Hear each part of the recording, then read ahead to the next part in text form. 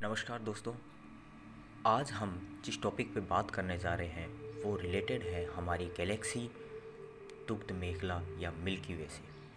हमारी गैलेक्सी या दुग्ध मेखला बहुत बड़ी, बहुत विशाल है और इसमें लाखों अरबों तारों का एक समूह है।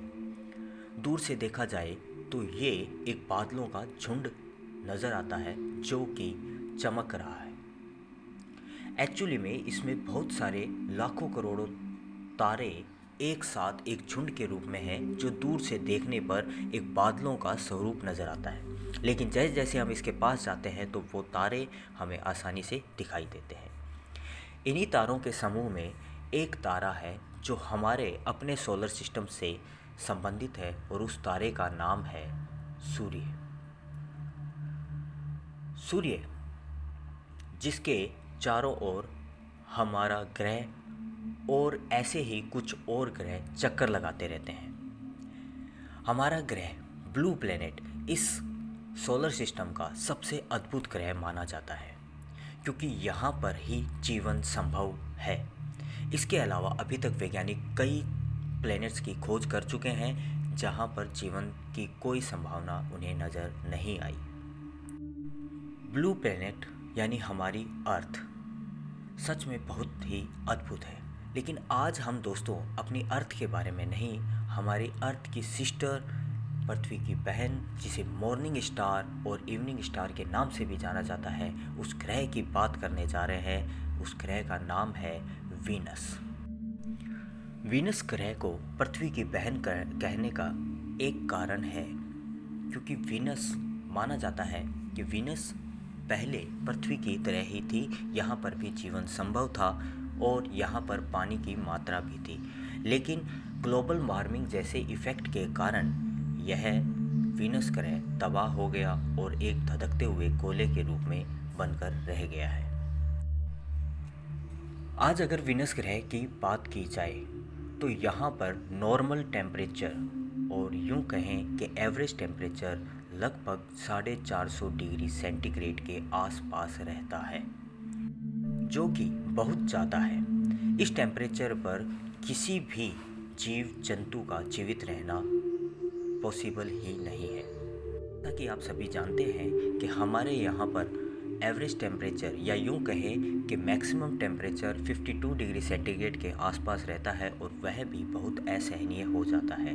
तो इस टेम्परेचर पर यानी 450 डिग्री सेंटीग्रेड टेम्परेचर पर तो रह पाना बहुत ही ज़्यादा मुश्किल है। आज हम यहाँ पर बात करेंगे कि इसे क्यों मॉर्निंग स्टार और क्यों इवनिंग स्टार कहा जाता है और साथ ही कि ये दूसरे नंबर पर आने वाला ग्रह है सूर्य से दूरी के हिसाब से, फिर भी यह इतना गर्म क्यों है।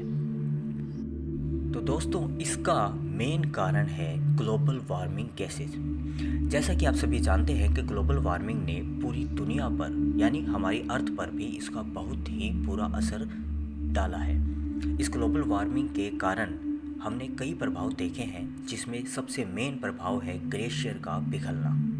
ग्लेशियर के पिघलने से सीधा असर पड़ता है हमारे भूजल स्तर और सी लेवल पर। जैसा कि आप सभी को पता है कि ग्लेशियर का पानी सीधा समुद्र में गिरता है और समुद्र का स्तर दिन प्रतिदिन बढ़ता जा रहा है, जिसके कारण समुद्र के किनारे रहने वाले कई ऐसे शहर डूबने की कगार पर पहुंच चुके हैं या आने वाले कुछ समय में लुप्त हो जाएंगे, डूब जाएंगे।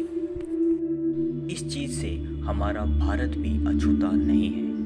जैसा कि आप सभी को पता है कि मुंबई जैसे बड़े शहर और भी कई ऐसे बड़े शहर हैं जो समुद्र के किनारे बसे हुए हैं। इन शहरों में पीछे के कुछ सालों की रिपोर्ट अगर देखी जाए तो वाटर लेवल बढ़ने से आसपास की ज़मीनों पर बहुत बुरा असर पड़ा है और वह समुद्र में लुप्त हो चुकी है या आने वाले कुछ समय में वह लुप्त हो जाएगी। आप ग्रीन हाउस इफेक्ट को या ग्लोबल वार्मिंग को अच्छी तरीके से समझ चुके हैं या इसके दुष्परिणाम तो कम से कम समझ ही चुके हैं। ग्रीन हाउस इफेक्ट को और समझने के लिए आप एक ऐसे कांच से बने हुए घर की कल्पना कर सकते हैं जहां पर सूरज की किरणें सीधी प्रवेश कर सकती है, लेकिन सूरज की किरणें तो परावर्तित होकर वापस स्पेस में लौट जाती है, लेकिन हीट वापस नहीं लौट पाती और उस रूम का टेम्परेचर, उस घर का टेम्परेचर धीरे धीरे बढ़ता रहता है। ऐसा ही कुछ होता है हमारे वीनस ग्रह के अंदर। यहाँ पर भी ग्लोबल वार्मिंग को बढ़ावा देने वाली या ग्रीन हाउस गैसेस की मात्रा बहुत ज़्यादा है, जिसके कारण सूरज की सीधी किरणें वहाँ पहुँच तो पाती है, लेकिन वहाँ से हीट रिलीज नहीं हो पाती, जिसके कारण वहाँ का टेम्परेचर दिन प्रतिदिन बढ़ता ही जा रहा है। और आज वहाँ औसत तापमान लगभग 450 डिग्री सेंटीग्रेड के आसपास रहता है। इसीलिए यह सुबह और शाम के वक्त हमें चमकते हुए तारे के रूप में दिखाई देता है। इस तारे को देखने के लिए आप शाम को लगभग 7:30 बजे के आसपास पश्चिम दिशा में इसे आसानी से देख सकते हैं, और इसी दिशा में आप सुबह भी 4 साढ़े 4 बजे के आसपास इसे आसानी से देख सकते हैं। सो दोस्तों, आशा करता हूँ कि आपको ये नॉलेज अच्छी लगी होगी और आपके लेवल में थोड़ा सा ही सही लेकिन इजाफा ज़रूर हुआ होगा। अगर आपको ये नॉलेज ज़रा सी भी पसंद आई है तो प्लीज़ लाइक ज़रूर करिएगा, कमेंट ज़रूर करिएगा, सब्सक्राइब करें या ना करें वो आपकी मर्ज़ी है, उस चीज़ को मैं आपके ऊपर छोड़ता हूँ। धन्यवाद।